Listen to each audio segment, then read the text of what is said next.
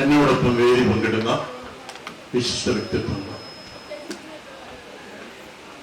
ഒരു നീണ്ട സംഭാഷണം അല്ലെങ്കിൽ പ്രഭാഷണത്തിന് ഞാൻ ഒഴുങ്ങുന്നില്ല. കാരണം എനിക്ക് വേറെ ഒരു പ്രോഗ്രാമിൽ കൂടി പോകണം. ഇവിടെ എനിക്ക് നോട്ടീസിൽ 2:30 എന്നാണ് പറഞ്ഞത്. അപ്പോൾ 2:30 ഞാൻ വന്നു. പക്ഷേ ഇവിടെ വേറൊരു പ്രോഗ്രാം, അത് വളരെ പ്രയോജനമുള്ള ഒരു പ്രോഗ്രാമായിരുന്നു, ഞാൻ ശ്രദ്ധിച്ചു കേട്ടു. അപ്പൊ അതുകൊണ്ട് എനിക്ക് മറ്റൊന്നും പറയാൻ കഴിഞ്ഞത് ഞാൻ ഇവിടെ തന്നെ ഇരുന്നു. എന്നാലും മറ്റവർ ഞാൻ അടിക്കടി എന്നെ വിളിച്ചുകൊണ്ടിരിക്കുകയാണ്. എനിക്ക് പോയെങ്കിലേ പറ്റുള്ളൂ.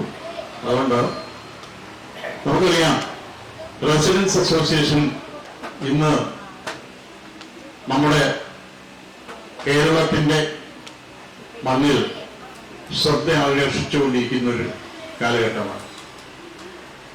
നമ്മളെ മാറ്റി നിർത്തിയിട്ടൊന്ന് ചിന്തിക്കുവാൻ കഴിയാത്ത രീതിയിലുള്ള വളർച്ച നമ്മൾ നേടിയിട്ടുണ്ട്. നവകേരള സദസ്സ് തുടങ്ങിയപ്പോൾ അതിലൊരു ദിവസം റെസിഡൻസ് അസോസിയേഷനുകളുടെ മീറ്റിംഗ് വിളിച്ചു കൂട്ടാൻ ബഹുമാനപ്പെട്ട മുഖ്യമന്ത്രിയും പ്രവർത്തകരും തയ്യാറായി എന്നതിൽ നിന്ന് തന്നെ നമുക്ക് മനസ്സിലാക്കാവുന്നത് റെസിഡൻസ് അസോസിയേഷൻ ഇന്നൊരു വലിയ ശക്തിയായി മാറിയിരിക്കുന്നു. അത് നമ്മുടെ ഓരോരുത്തരുടെയും പ്രവർത്തന ശൈലിയിൽ വന്ന ഉന്നതമായ രീതി കൊണ്ടാണ് നമുക്ക് ഈ നില കൈവരിക്കാൻ കഴിഞ്ഞത്. സംഘടനകളും സംഘങ്ങളും ഇല്ലാത്തത് കൊണ്ടല്ല റെസിഡൻസ് അസോസിയേഷൻ രൂപപ്പെട്ടത്. നിങ്ങൾക്കൊക്കെ അറിയാം, ധാരാളം സംഘടനകളുണ്ട്, മതത്തിന്റെയും അല്ലാതിന്റെയും ഒക്കെ ആയ സംഘടനകളുണ്ട്. അതിലൊക്കെ മാറ്റി നിർത്തിയിട്ട് ഒരു പുതിയ അസോസിയേഷൻ നമുക്ക് വേണം എന്ന് ചിന്തിക്കുവാൻ പ്രേരിപ്പിച്ചത് എന്താണെന്ന് ചോദിച്ചാൽ, മനുഷ്യൻ സ്വഗാത്രത്തിലേക്ക് ചുരുങ്ങിക്കൊണ്ടിരിക്കുന്ന ഒരു കാലഘട്ടത്തിലാണ് നമ്മൾ ജീവിക്കുന്നത്. ആര് തൊട്ടടുത്ത വീട്ടിൽ താമസിക്കുന്ന ഒരു മനുഷ്യന്റെ വീട് വന്ന് നമ്മളോട് ചോദിച്ചാൽ എനിക്ക് അറിഞ്ഞുകൂടാ എന്ന് പറഞ്ഞു ഒഴിവാകുന്ന ഒരു കാലഘട്ടത്തിലാണ് നമ്മൾ ജീവിക്കുന്നത്. ഞങ്ങളുടെയൊക്കെ കാലത്ത് ഗ്രാമങ്ങളിൽ നിന്ന്, ഞാനൊരു ഗ്രാമത്തിൽ ആണ് താമസിക്കുന്നത്.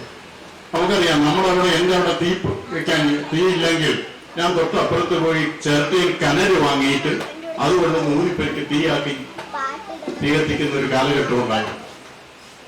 എന്റെ വീട്ടിൽ എന്തെങ്കിലും വിശേഷപ്പെട്ട സാധനം, എന്തിനു പരിക്കച്ചൊക്കെ ആവുന്നിരിക്കട്ടെ, ആളുണ്ടെങ്കിൽ അത് 7 or 8 കഷ്ണമായിട്ട് മുറിച്ച് തൊട്ടുള്ള അയൽവാസികൾക്ക് കൊടുക്കുന്ന ഒരു കാലഘട്ടം നമുക്കുണ്ടായിരുന്നു.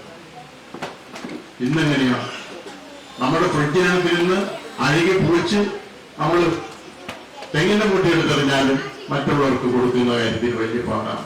ആ ഒരു മനസ്സ് നമുക്കില്ല. ആ മനസ്സ് നമുക്ക് ഉണ്ടാക്കിയെടുക്കണം. സ്നേഹം കൊണ്ട് എന്ന് സാധിക്കും, മറ്റൊന്നുകൊണ്ടും നടക്കില്ല. ഇപ്പൊ തന്നെ ഇരിക്കുന്നു, ആ സ്നേഹത്തിന്റെ ഒരു ശക്തി കൊണ്ടാണ് ഇപ്പൊ നമ്മുടെ പ്രസിഡന്റ് പറഞ്ഞില്ലേ, നിങ്ങളുടെ വരിസംഖ്യ 30 ആക്കണം. ഞങ്ങളോട് 10 രൂപയാണ് ഞങ്ങളുടെ റെസിഡൻസിന്റെ വരിസംഖ്യ. കൂട്ടിയിട്ടില്ല, എങ്കിലും അത് കൂട്ടാതെ നിവർത്തിയില്ല. ആ ഒരു ഘട്ടത്തിലാണെങ്കിൽ പോലും നിങ്ങളത് സഹർഷം സ്വാഗതം ചെയ്യുന്നു. എന്താണ്? റെസിഡൻസ് അസോസിയേഷൻ ഞങ്ങളുടെ ദൈനംദിന ജീവിതത്തെ ബാധിക്കുന്ന ഒരു ശക്തിയായി മാറിയിരിക്കുന്നു. നമുക്ക് എന്ത് പ്രശ്നമുണ്ടെങ്കിലും നമ്മുടെ അടുക്കളക്കകത്ത് വന്നു നിന്ന് സംസാരിക്കാനുള്ള സ്വാതന്ത്ര്യം റെസിഡൻസ് അസോസിയേഷനുകളുടെ ഭാരവാഹികൾക്ക് നിങ്ങൾ അറിഞ്ഞോ അറിയാതെ നൽകിയിരിക്കുന്നു.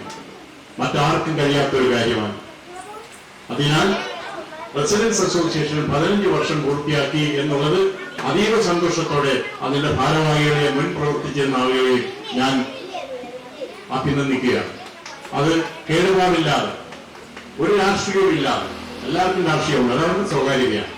എനിക്കുണ്ട്, എന്നെ പോലെ പ്രവർത്തിക്കുന്ന മറ്റുള്ളവർക്ക് കാണും, അത് അവരുടെ സ്വകാര്യതയാണ്. പക്ഷേ റെസിഡൻസ് അസോസിയേഷനുകളിൽ ഈ രാഷ്ട്രീയം പ്രവേശിക്കുന്നില്ല, രാഷ്ട്രീയത്തിന്റെ കുത്തൊഴുക്ക് വരുന്നില്ല. അതുകൊണ്ട് തന്നെ അത് നിലനിൽക്കുന്നു എന്നുള്ളതാണ് സത്യം. ഇനിയും നമുക്ക് പ്രവർത്തിക്കണം. നമുക്കറിയാം, നാളെ വിഷുവാണ്. എല്ലാ എന്റെ സഹോദരന്മാർക്കും എന്റെ വിശ്വാസംശകൾ നേരുന്നു. അതോടൊപ്പം നിങ്ങൾക്കറിയാം, ഇന്ന് മറ്റൊരു ദിവസത്തിന് ഈ പ്രാധാന്യം വേറൊരു ദിവസം 1919 തോന്നുന്നു, ജാലിയൻവാല ബാഗിലെ കൂട്ടക്കൊല നടന്ന ദിവസം കൂടിയാണ്. ഇന്ത്യൻ സ്വാതന്ത്ര്യത്തിന് വേണ്ടി പടപൊരുതിയ നമ്മുടെ ആളുകളെ ഒരു ഗ്രൗണ്ടിനകത്ത് തളച്ചിട്ട് വെടിവെച്ച് ബ്രിട്ടീഷുകാർ കൊന്ന ഒരു ചരിത്രമുണ്ട്. ആ ചരിത്രം ഇന്നും നമ്മുടെ ദേശാഭിമാനികളെ പ്രസിദ്ധിക്കുന്ന ചരിത്രമാണ്. ആ ചരിത്ര ദിനം കൂടിയാണ്. എല്ലാം കൊണ്ടും നിങ്ങളുടെ ഈ വാർഷികാഘോഷം അർത്ഥവത്തും അർത്ഥസമ്പുഷ്ടമായിരിക്കുകയാണ്. ഇവിടെ എനിക്ക് പറയാനുള്ളത്, ഇനിയും നിങ്ങൾ സഞ്ചരിക്കണം, ഇനിയും പുതിയ വികസന മേഖലകൾ കണ്ടെത്തണം, പുതിയ സംരംഭങ്ങൾ കണ്ടെത്തണം. നെഹ്റു അദ്ദേഹം മരിക്കുമ്പോൾ അദ്ദേഹത്തിൻ്റെ എഴുത്തുമേശയ്ക്കരികിൽ 2-3 വരി കുറിച്ചിട്ടിരുന്നു. റോബർട്ട് ഫ്രോസ്റ്റിൻ്റെ പ്രസിദ്ധമായ കവിത ഏതാ? Woods are lovely, dark and deep, but I have promises to keep, and miles to go before I sleep, and miles to go. എനിക്കിനി സഞ്ചരിക്കാനുണ്ട്, ധാരാളം സഞ്ചരിക്കാനുണ്ട്. എനിക്ക് ഒട്ടേറെ വാഗ്ദാനങ്ങൾ പാലിക്കാനുണ്ട്, അല്ലെങ്കിൽ പ്രവൃത്തിപഥത്തിൽ എത്തിക്കാനുണ്ട്. അതേ സുഹൃത്തുക്കളെ, നമ്മുടെ ഈ റെസിഡൻസ് അസോസിയേഷൻ ഒട്ടേറെ വാഗ്ദാനങ്ങൾ നിങ്ങൾക്ക് പാലിച്ച് പ്രവർത്തിച്ച് വിജയിപ്പിച്ചെടുക്കേണ്ടതുണ്ട്. അതിനായിട്ട് നമുക്ക് ഒരുമിച്ച് സംഘം ചേർന്ന് നിങ്ങളൊരു ശക്തിയായി ഈ ഗ്രാമത്തിൻ്റെ മുഖച്ഛായ മാറ്റിയെടുക്കണം എന്ന് ആശംസിച്ചുകൊണ്ട് നിങ്ങളുടെയൊക്കെ അനുവാദത്തോടുകൂടി ഈ സമാപന സമ്മേളനം ഉദ്ഘാടനം ചെയ്തതായി പ്രഖ്യാപിക്കുന്നു. നിങ്ങളുടെ അനുവാദത്തോടുകൂടി എന്നെ പോകാൻ അനുവദിക്കണം. നന്ദി.